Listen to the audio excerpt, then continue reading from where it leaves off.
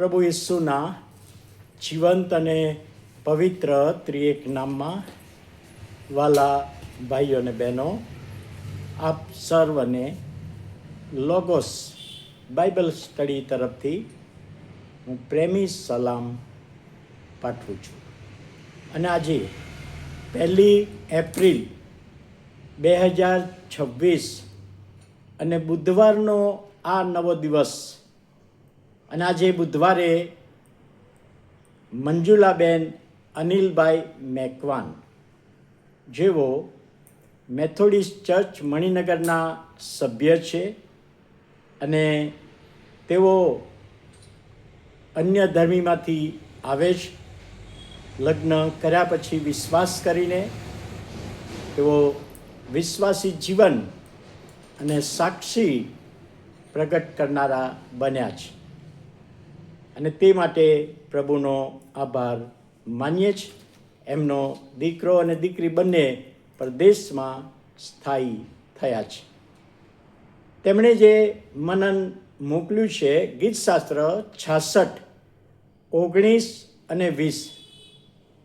દેવે નિશ્ચય મારું સાંભળ્યું છે, તેણે મારી પ્રાર્થના પર કાન ધર્યો.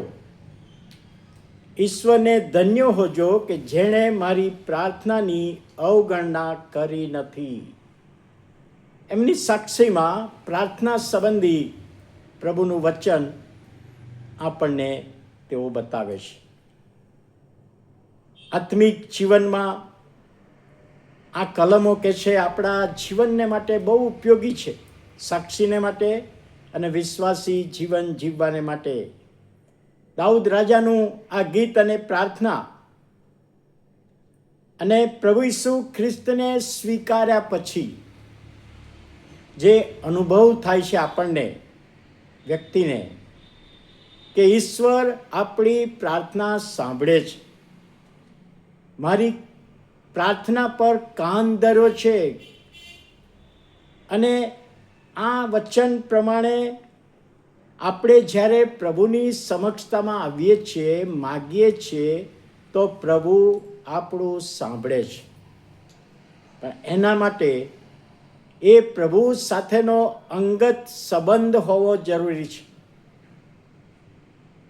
મને ખબર છે કે આ બેનને જ્યારે બાપ્તિસ્મા લેવાનું હતું અને કલેક્ટર ઓફિસે એમના પતિ, હું અને બેન ત્યાં ગયા, અને કલેક્ટરે ક્રોસ પ્રશ્નો એમને પૂછ્યા, શા માટે તમે બાપ્તિસ્મા લેવા માગો છો?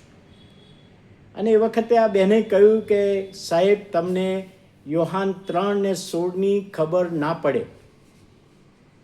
કલેક્ટરે પૂછ્યું કે યોહાન 3:16 શું છે? અને બહેને સમજાવ્યું અને મેં પણ સમજાવ્યું.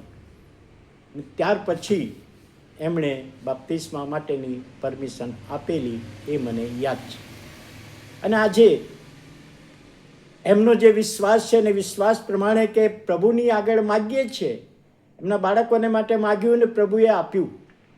અને ખરેખર એવો પ્રભુ છે, જીવનમાં કોઈ પણ પ્રશ્ન છે, કોઈ પણ બાબત છે, તો પ્રભુની આગળ લાવવાની જરૂર છે, માણસોની આગળ નહીં. પ્રભુની આગળ આપણે લાવીએ, અને પ્રભુ કહે છે, હું કદી તને મૂકી દઈશ નહીં, તરછોડીશ નહીં. અને એવા પ્રભુની આગળ છે. કોઈ વ્યક્તિની પાસે વિનંતી કરવાનો અર્થ માનવીય સહાયનો અર્થ રહેતો નથી. ઈશ્વર સહાય કરનાર છે, ઈશ્વર મદદ કરનાર છે, અને એ માટે પ્રભુનો આભાર માનીએ છીએ. વિનંતી સાથે આપણો વિશ્વાસ, હું જે માગું છું પ્રભુ મને આપવાના છે, પ્રભુ મને આપવાને માટે સર્વ સમર્થ છે, કારણ કે એ પ્રભુની સાથે મારે બાપ તરીકે, આકાશમાંના બાપ તરીકેનો સંબંધ છે. અને સંબંધના કારણે પ્રભુ આપણું સાંભળે છે. પ્રભુની સાથેનો અંગત સંબંધ પ્રભુ આશીર્વાદિત કરે છે અને કહે છે, દેવ મારું નિશ્ચય સાંભળ્યું છે, મારી પ્રાર્થનાની અવગણના કરી નથી. અને એવા વિશ્વાસને માટે પ્રભુનો આભાર માનીએ છીએ. આ વચન પ્રભુ આપણને સમજવાને માટે સર્વ રીતે આશીર્વાદિત કરે. પ્રાર્થના કરીએ. વાલા પ્રભુ, અમે તમારો આભાર માનીએ છીએ, તમારા નામને ધન્યવાદ આપીએ છીએ. આજનું વચન પ્રાર્થના સંબંધી, તમારી સાથેના સંબંધ સંબંધી, વિશ્વાસ સંબંધી સમજવામાં આત્માની દોરવણી આપો.